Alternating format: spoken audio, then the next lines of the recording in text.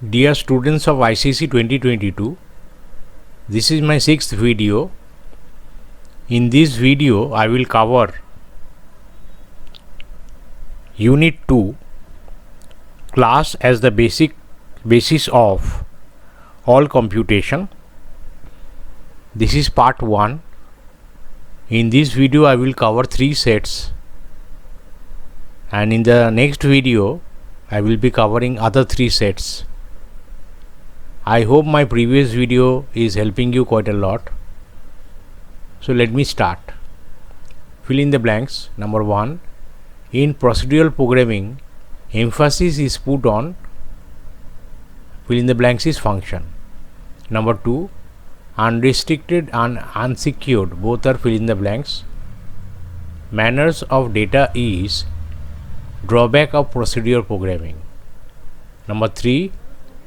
OOP attempts to break a task into some components called objects. Number 4. Each object, which is called real or software, possesses some characteristics and behavior. Number 5. A software object can be defined as an object that is created while writing a Java programming.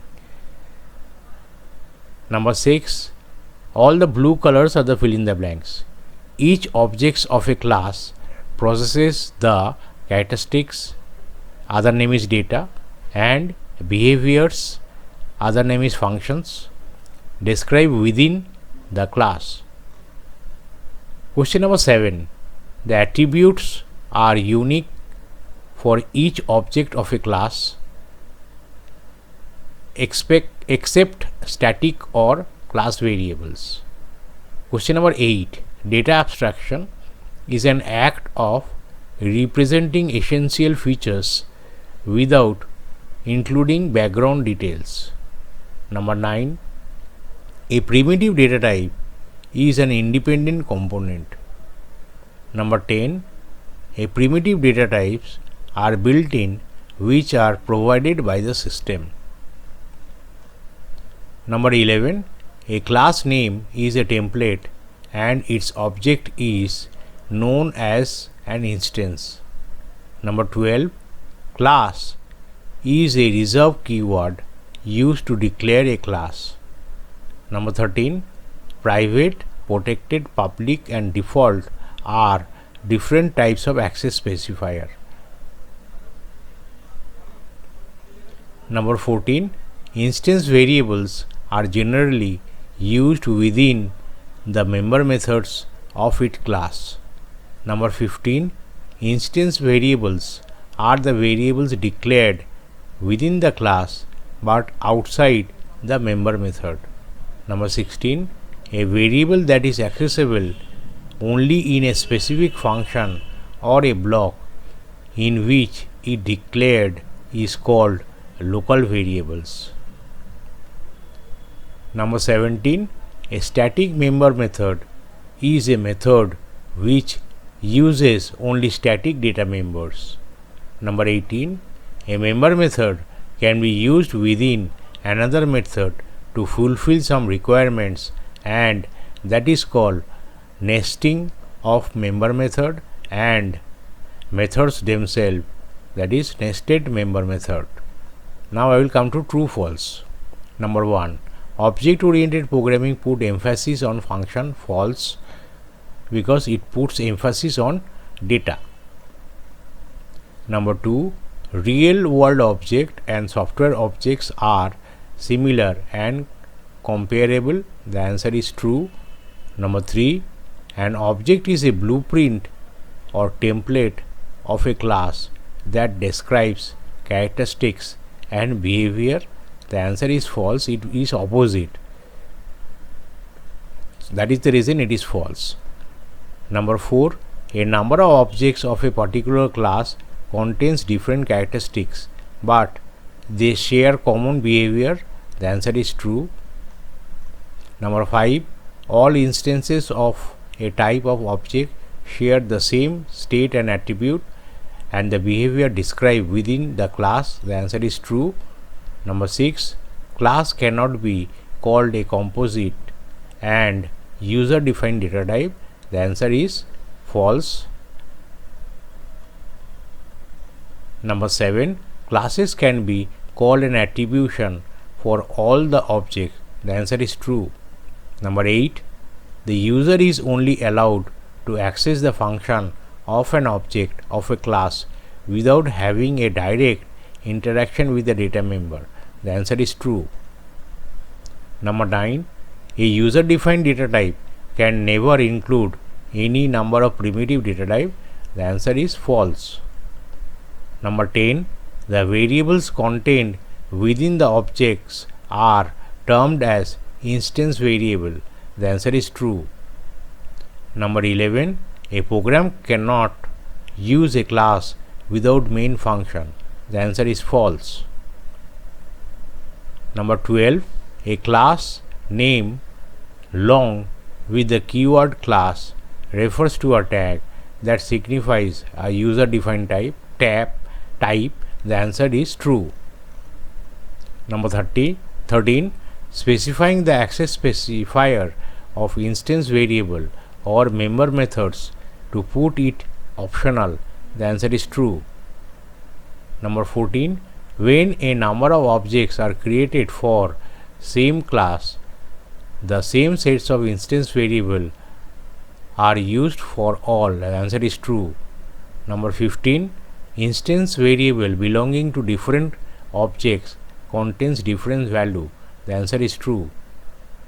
Number 16, the object on which the function is called can be referred in the function with this keyword. The answer is true.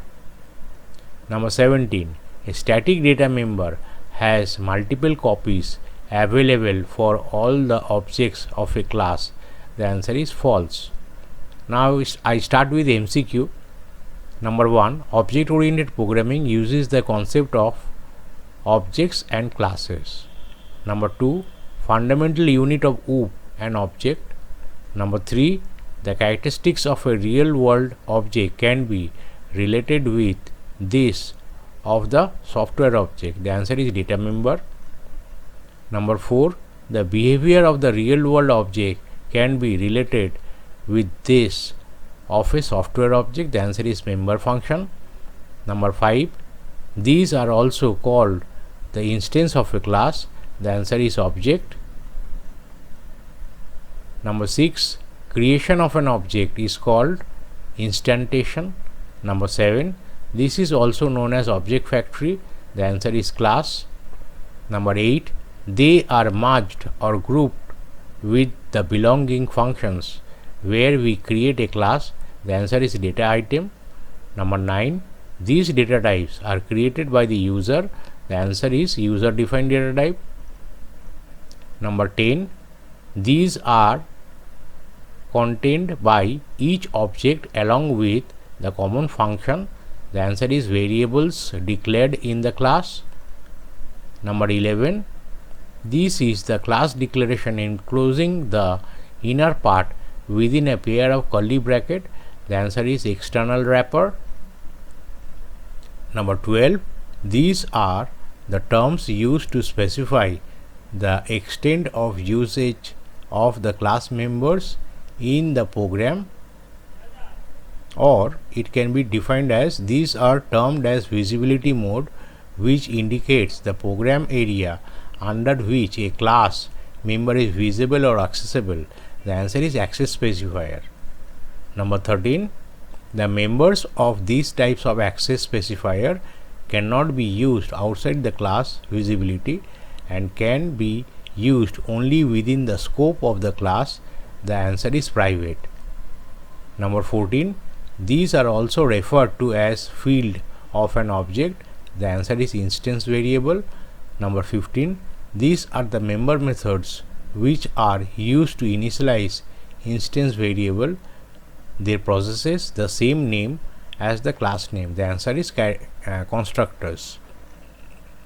Number 16, this is a class variable which is global in class and used commonly by all the objects of that class type. The answer is static data member. So that comes an end of the first set. Now I will be covering the second set. So I start with the second set of this particular tutorial. Number 1, the fundamental units of OOP. The answer is object. Number 2, an object that is created while writing a Java programming. The answer is software object. Number 3, which is the blueprint or template of this class? The answer is class. Number 4, class is simply a representation of similar types of the answer is object. Number 5, when an object of a class is created, it is said to be instantiation.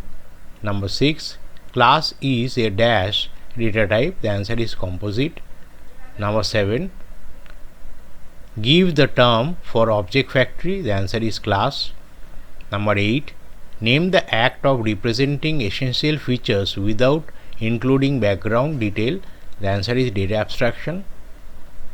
Number 9, what is the reserved word or keyword used to declare a class? The answer is class. Number 10, a class name used along with the keyword class referred to a dash data type. The answer is user defined. Number 11, the terms used to specify the extent of usage of the class members in the program. The answer is access specifier. Number 12, class members specified as dash can even be used outside the visibility of a class. The answer is public.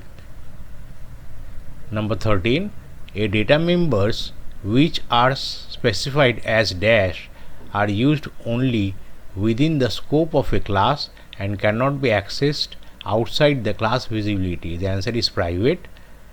Number 14, members used in a class as dash members can only be accessed within the class but can be used to another class during inheritance. The answer is protected. Number 15, when a number of objects are created for the same class, the dash sets of instance variable are used for all. The answer is same.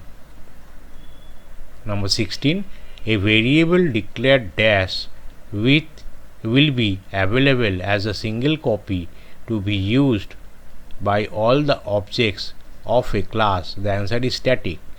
Number 17, a variable that is accessible only in a specific function or a block in which it is declared is called a dash variable. The answer is local. Number 18, constructors are members method used to initialize dash. The answer is instance variables. Number 19, the member methods basically deal with the dash variables of the class. The answer is instance. Number 20, member methods are also called dash function. The answer is member. Number 21, a member method can be used within another method to fulfill some requirements. This is known as dash of the member method. The answer is nesting. Number 22, a static data member is only visible within dash. The answer is class. Number 23, a static data member remains in the memory unless the dash of the program is over. The answer is execution. Number 24, a static member method uses only dash data member. The answer is static. So that comes an end for set number 2. Now I will be covering set number 3, and which is the final for this particular video. So students, this is the last set for this particular video. So as you know that I am covering unit 2, class as the basics of all computation. So the first type I will start is the MCQ one. Number 1, procedural programming in Java put emphasis on functions rather than data values. Number 2, object oriented programming uses the concept of object and classes. Number 3, objects in the function is the fundamental unit of the OOP. Number 4, real world object is one that we experience or use in our day-to-day life. Number 5, a software object may be defined as an object that is created while writing a Java programming. Number 6, class is the blueprint or template for its object that describes characteristics and behavior. Number 7, when an object of a class is created, then it is said to be instantiation. Number 8, a user may include a number of primitive data types within the created class as per his requirement. Number 9, class is a composite data type. Number 10, class is an object factory. Number 11, data abstraction is an act of representing essential features without including background details. Number 12, an object of a class is known as instance. Number 13, external wrapper includes two elements, class and class name. Number 14, class is a reserved word used to declare a class. Number 15, access specifier are the terms used to specify the extent of usage of class members. Number 16, a local variable is a variable that is accessible only in a specific function or a block in which it is declared. Number 17, constructors are member methods which are used to initialize instance variable. Number 18, the member methods are defined within a class are known as member methods. Number 19, static data members are also known as class variables. Number 20, a class used within another class is known as nested class. Number 21, void is the Java keyword that indicates that a method has no return type. Number 22, this is the Java keyword that stores the address of the currently calling object. Number 23, the access specifiers that gives the most accessibility is public and the least accessibility is private. Number 24, throws is the keyword that informs that an error has occurred in an IO operation, that is input output operation. Number 25, a user defined data type includes a number of primitive types, whereas a primitive data type is an independent component. Number 26, class members specified as public can even be used outside the visibility of a class. Number 27, a local variable can never be a static variables. Number 28, instance variables are individual fields of each object, whereas member methods are common to all the objects. Number 29, member methods are also called member function. Number 30, the process of using a member method within another method to fulfill some requirements is known as nesting of member methods. So that comes an end for this tutorial, for this video.